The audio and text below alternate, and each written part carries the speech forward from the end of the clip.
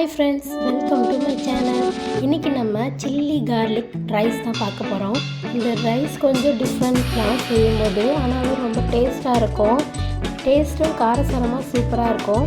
இதுக்கு 6 காஞ்ச மிளகாய் எடுத்திருக்கேன்.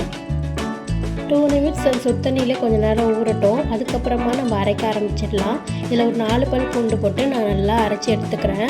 இது மாதிரி குறைன்னு நீங்கள் அரைச்சிக்கோங்க. பேஸ்ட் மாதிரி அரைச்சாச்சு. இப்போ நம்ம எண்ணெயில் போட்டு இது நல்லா வதக்கிக்கலாம். இது கொஞ்சம் நேரம் எண்ணெய் திரிஞ்சு வர அளவுக்கு நல்லா வதக்கிக்கோங்க. ஒரு 4 பல் பூண்டை நான் பொடியாக நசுக்கி வச்சுருக்கேன்.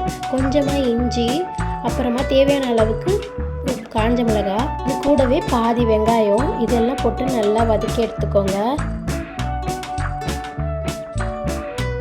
இப்போ இது நல்லா வதங்கியிருக்கு. இப்போ நம்ம பீன்ஸ் 1/4 கப் போட்டுக்கிறேன், கேரட் 1/4 கப், தக்காளி 1/4 கப், எல்லோ கலர் குடமிளகாய் அதையும் நான் அரிஞ்சு போட்டுக்கிறேன். இது நல்லா கிளறி விட்டுக்கோங்க.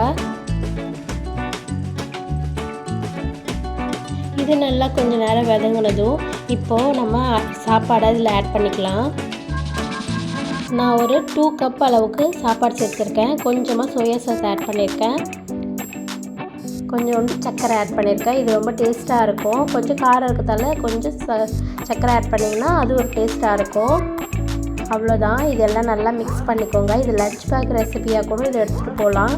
ரொம்பவே டேஸ்ட்டாக இருக்கும். நீங்களும் இதை செஞ்சு பார்த்துட்டு எப்படி இருக்குன்னு சொல்லுங்கள்.